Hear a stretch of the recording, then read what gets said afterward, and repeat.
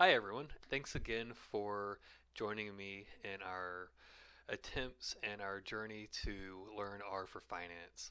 So this video I think is going to be just a little bit shorter than some of the previous videos because we're not going to go over too much that's terribly new, but at the very end of this video I am going to introduce how to implement a regression by group in order to estimate the CAPM model for multiple assets. But with that said, without further ado, before you start working on this code, or before you download this code and use it for your own, the first thing I want you to do is make sure you have the Broom package installed. If you don't have it, you will not be able to complete this video to the very end because it is super pivotal, um, or you won't be able to complete this exercise on your own because it is super pivotal to what we're going to do at the end of this video. But with that said, we're going to use the Yahoo Finance R package, the Tidyverse package, Lubridate, ReadXL, FixEst, and the Broom libraries for this video. And as in the past, like 5 videos or so, 4 or 5 videos, we're going to set a working directory. For me, it is in this OneDrive folder, but for you, it can be in anything that is convenient for you. Also, before we do anything else in this video, we need to make sure we have the Fama French factors from Ken French's website, which is found on this URL here. And we're going to be using the yearly factors. So in order to get that, go to the very bottom of that file. You might have to do a little bit of data cleaning to make the file look a little bit prettier, but once you've done that, you can call the file like Fama French factors yearly or just Fama French factors, whatever it is most convenient for you. And if you open up this file, you'll see you have yearly observations for the market risk premium, the S&B factor, the HML factor, and the risk-free rate for each of these years. Now from here, what we're going to do is download some equity data for just 2 assets. They can be whatever you want. I've used Coke and Microsoft because they're well-known firms. In order to do this, since we're just using we're just going to do this for 2 different assets, we're going to use the same approach using the Yahoo Finance R package as before. So in order to get Coke, I need to first call the Yahoo API using the function ticker $new and feed it the ticker of the object I want.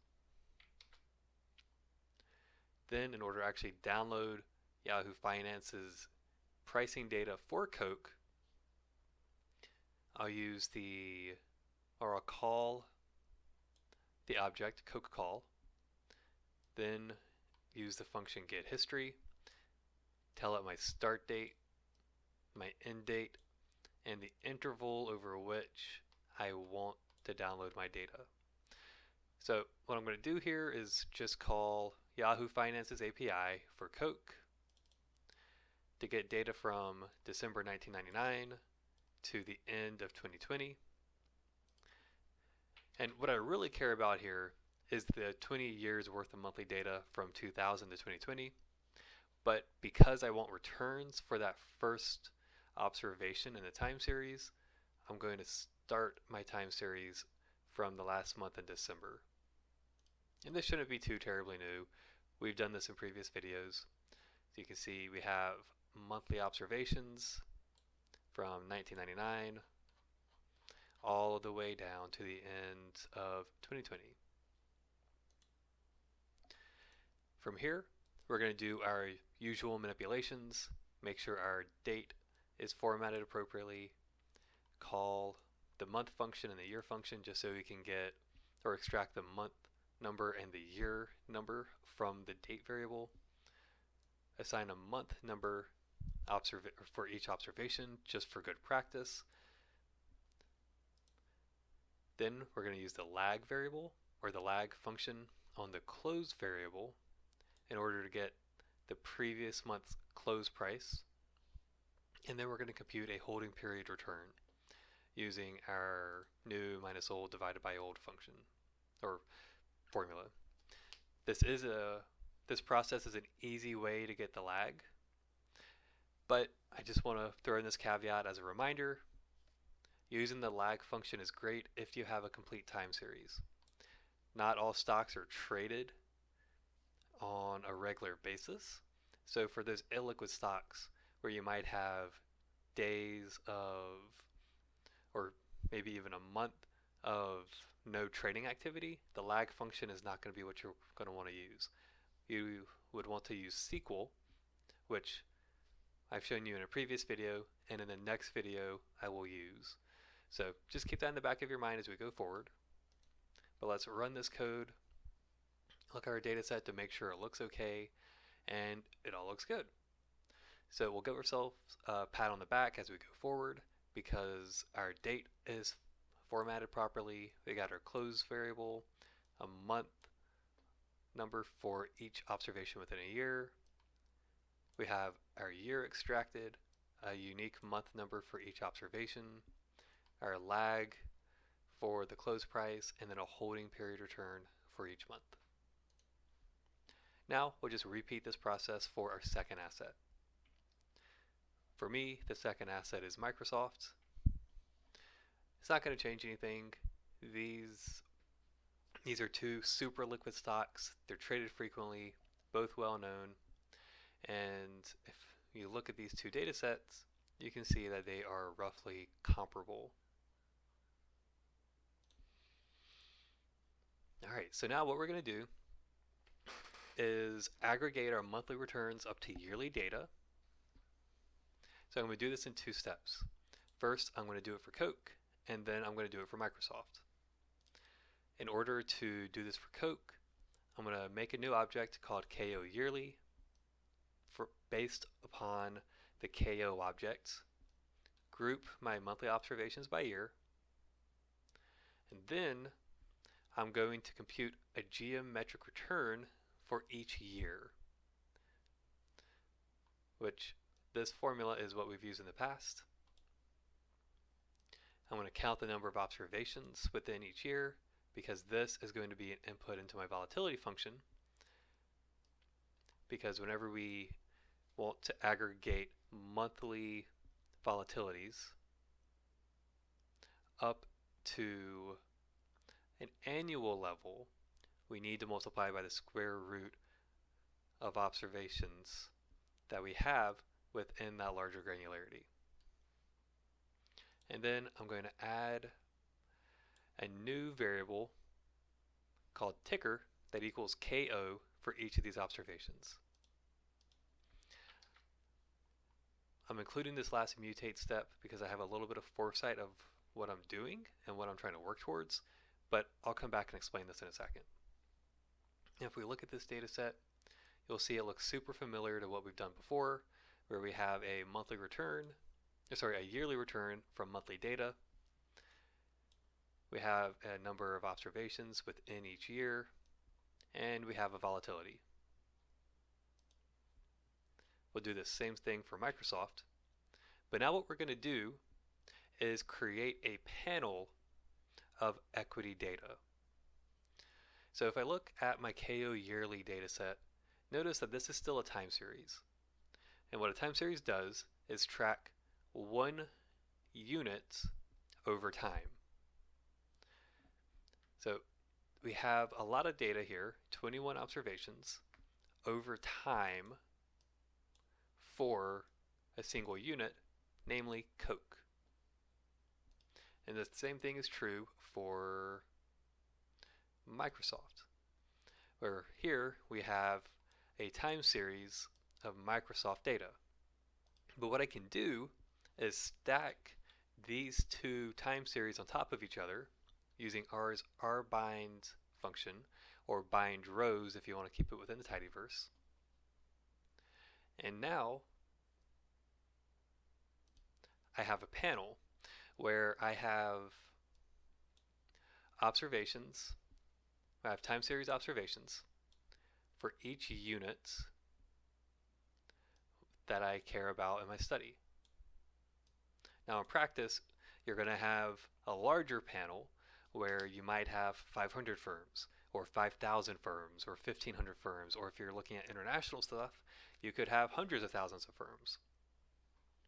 But this is now by definition a panel data set because we have both a time series dimension and a cross-sectional dimension. And by cross-section, I mean within any given time period, we are going to have multiple observations or multiple units. So for the year 2000, I have both Microsoft and Coke. For the year 2001, I have both Coke and Microsoft. All right, now from here, that's the bulk of what we're going to do. Next, what I'm going to do is, because I care about the CAPM model, in order for me to use, or because I care about asset pricing models, what I'm going to do is join the Fama-French factors, which, if we compare the equity panel and the Fama-French factor objects, notice Fama-French factor has observations by year, and my equity panel also has observations by year. Because the Fama-French factors data is not going to vary by time and units, what I'm going to do is match the years I have in common between the two data sets, hoping to bring these common observations or this common data over to every unit that has an observation in the year that the Fama-French factors has data populated. And what we can do is use R's left join function and tell it to merge on year, and that's all we're going to get. That's really all we need. So if I run this, say equity panel, you'll notice now what I have is the same factor data for both Coke and Microsoft within the same year, which makes sense because the factor data is time series and it's going to affect all firms within the cross section in the same way. Or maybe not in the same way, that's bad wording, but it's going to be constant for all firms in the cross section. Now let me rerun this because I don't want to overwrite data or create an error by rerunning the equity panel join twice. And now what I want to do is fix this code where I recall from the Fama-French factor models or the CAPM model that my left-hand variable needs to be excess returns, or the proxy for the risk premium for each asset, which we'll call xret, and say it's a function of each asset's ret underscore year and the Fama-French risk-free rates, or really the assets returns less the Fama-French risk-free rate. Now from here, I just want to pause and make note of a couple things. So first, the reason why I included the ticker symbols for each of these individual assets before stacking is because if I didn't do that, I would not be able to identify what each of these rows represented asset-wise. But because I have it, it makes it easier for me to read. Now the second thing that I want to point out here is the importance of making sure we are joining on the right data. Okay, so in a different framework, if let's say you had multiple years and multiple units of observations that you want to join over, what you're going to be put into a situation where you need to make sure you're joining on correct data. So for example, if instead of having the Fama fringe factors, you had data that varied by both year and the unit of observation. Maybe because the firms have a certain law that they have to follow, but other firms don't because of like the state of incorporation. That's where this statement is going to become super handy. So in your real life practice, in your real life applications, double check, triple check that your joins are on the proper data. If they're not, it is going to totally mess you up and your analysis is not going to be super trustworthy. But for here, because we're dealing with the factors, we're correct, we're good to go. Which brings us to the very last step, where we want to estimate the Fama fringe three-factor model to estimate the sensitivity of assets returns to the proposed risk factors. Now, if you look in line 74, I put a comment that roughly follows the Fama fringe three-factor model, where the dependent variable is the asset's expected return, and we say it's a function of the market risk premium, the small minus big risk factor, and the high minus low risk factor. And what we're going to do is for each asset, estimate beta, the sensitivity to the size factor, and the sensitivity to the value factor. What we're going to do is a little bit of fancy data work, but I promise it's relatively easy to follow. In order to get our, what we call the factor loadings in a panel setting, what we're going to do is first tell R what object our panel data is in. Next, we need to tell R which variable to break our analysis down by groups. Because we want to run this model for each individual asset, we're going to tell R to do this by ticker. So it's going to run a regression ultimately for these 21 observations of Coke and 21 observations of Microsoft. Next, we're going to create, or essentially going to nest an object called FF3 for Fama fringe three-factor model that has been mapped based on the FEOLS function, which the FEOLS function is just the regression model or the regression function that I introduced before, but this could be LM, PLM, or any of your other favorite functions that you use in practice.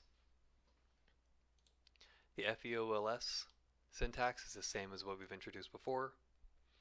And if you look at what these first three lines of code do, it just says, hey, what I'm going to do is estimate this regression model, which comes from some data sets that you've called before, but you're going to break the regression into multiple steps, or you're going to break the regression over multiple data sets broken apart by ticker. And if we run this, you'll see we get our object, but we've nested data within list within what we call a tibble object. A tibble is very similar to a data frame, except it allows you to nest elements within a cell. Now, this does not do us any good. The human brain, or very few human brains, can look at this and say, I know exactly what is going on here. So we need to unpack this now. And that's what the next few steps do. In line 81, we're telling R to create or to overwrite the FF3 objects within the factor loadings tibble. And we're going to tell it to map FF3 into a tidy framework. And if we run this, we'll see how that changes things. Notice it cleans it up a little bit. So it is still in a setting, it is still presented in such a way that does nothing for our analysis, but all of the extra junk has been packed. The next step is where the magic happens. What we're going to do is tell R to unnest this data frame, or unnest these lists within the tibble. So if I run these first 5 lines, you'll see we now have multiple rows that pertain to each regression. So there is a regression for Coke and a regression for Microsoft. But each of these rows is the regression output that we care about. So intercept is the alpha, MKT-RF is the market risk-free rate, SMB is a coefficient for the size factor, and HML is the coefficient for the value factor. The nice sanity check here is recognizing we have different estimates, different coefficients for each asset that we've estimated the model on. And that's great. However, this is still not super beneficial of a format. Notice we still have some nested data. We want to get rid of this. And for the sake of this video, we don't care too much about the t-stat or the p-value or the standard error. So what I want to do is select the ticker column, the term column, and the estimate column. So I'm going to select this, column 1, 2, and 3. If I run this, it looks a lot cleaner, but now what I want to do is make it even better. I'm going to tell R to pivot wider. And what it's going to do is take a long data frame. Notice there's no nested data here anymore.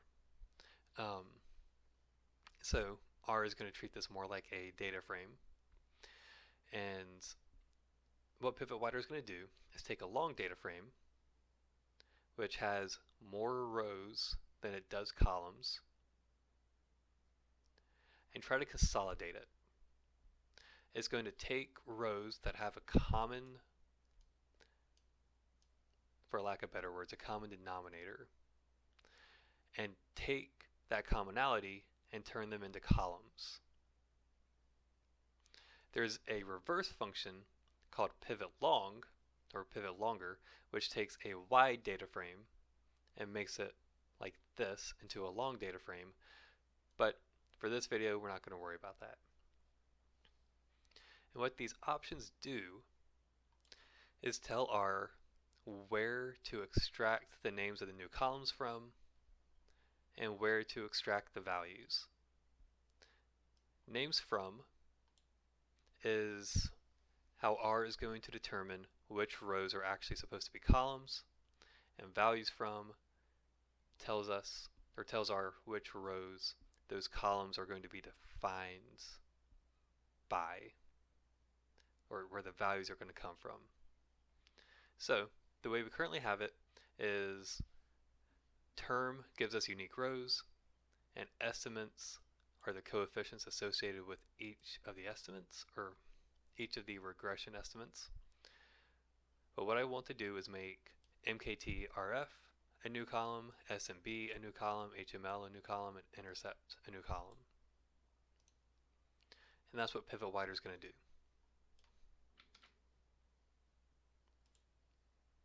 So it's rearranged the data frame in such a way that my intercept is its own column, the market risk premium is its own column, and the same thing for S&B and HML. And notice the values are unique for each ticker. And we can double check this works. So remember, KO has an intercept of negative 1.82. If I rerun this, KO has the intercept of negative 1.82, which is beautiful. So now the very last thing I want to do is just make my data frame a little more readable and change the column called intercept to alpha using the rename function that we know and love. And there you have it. This is how you can do asset pricing using R across multiple assets using the Fama-French 3-factor model. You can do this for the CAPM, the Carhart 4-factor model, Fama-French 5-factor, or any of the other factor models. You can even create your own and use the same process. However, I do want to throw out a mention to the book called Tidy Finance with R because it has a phenomenal tutorial on how to expand this to include rolling estimation windows, which sounds scary, but it's actually a super important skill to have in your repertoire because it allows these factors to vary over time, which I will say you can do this without the rolling windows by, if let's say you had daily data and you wanted to estimate it by a month over for each asset, you would create a new nesting variable called like ticker monthly or ticker yearly. And what it would do is essentially the same thing here, but you're going to have multiple rows for each ticker that corresponds to a unit and time pair. But the rolling estimation window takes this and makes it a little more generalizable. So you could do like you could estimate your data over a 60-month window or a 60-day window or a 3-day window, and allows you to exclude observations, etc. So if you're interested in that, check out this book, Tidy Finance with R. It is free and available online, and I think they have a print copy as well. So with that said, if you have any questions, always shoot me an email, drop a comment, like, follow, share, the normal video things. And I look forward to having you keep tag along this journey. And with that said, see you in the next video.